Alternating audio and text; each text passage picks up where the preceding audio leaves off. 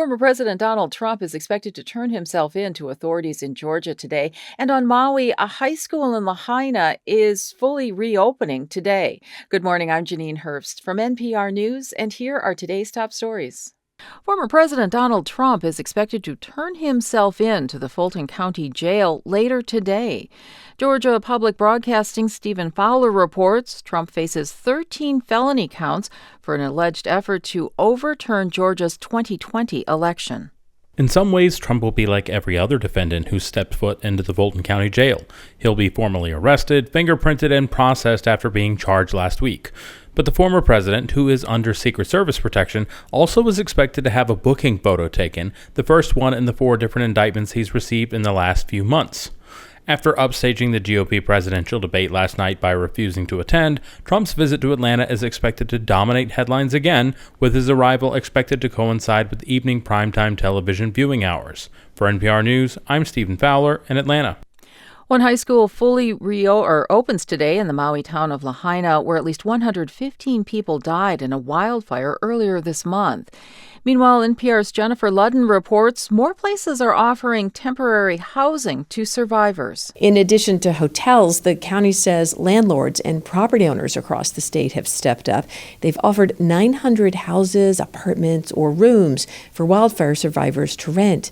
A new Maui bus route also starts Thursday. It will take evacuees between hotels and a shopping mall. A lot of people lost their cars in the fire, and they have found travel difficult. NPR's Jennifer Ludden reporting. Schools across the country are leaving millions, perhaps billions of federal dollars on the table. That's money that could help tens of millions of children, including kids with disabilities. Emily Harris reports on the findings of a new NPR investigation. The money comes from Medicaid, which covers many health needs for students with disabilities and students from low-income families. Last year, schools got a total of $6.6 billion. Medicaid officials say they could be getting much more, but many schools say the reimbursement process has been too cumbersome to be worthwhile. Now Medicaid has simplified things. Deputy Administrator Dan Tsai hopes this will get more money into schools. You're talking about things on the order of magnitude of billions. First, though, states have to update their Medicaid policies. So far, at least 22 states have at least partially done so. For NPR News, I'm Emily Harris.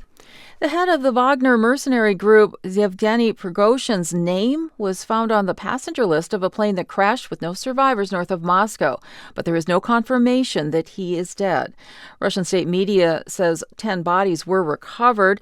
This just months after Prigozhin launched a mutiny against Russia's military leadership. President Vladimir Putin relies on the Wagner group to supplement Russian troops in his war against Ukraine. Republican presidential hopefuls gathered in Milwaukee for the first Republican presidential primary debate carried by the Fox News Channel. They sparred over a number of issues, including the economy, abortion, and former President Donald Trump's alleged efforts to overturn the 2020 election. NPR's Sarah McCammon has more.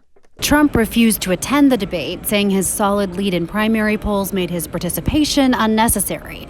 Moderators asked the candidates to weigh in on indictments he's facing in 4 jurisdictions and his actions leading up to the January 6th insurrection. Former Vice President Mike Pence said in a debate on the Fox News Channel he would support Trump if he's the Republican nominee, even if he's convicted. But Pence said he could not support Trump's request on January 6th. He asked me to put him over the Constitution.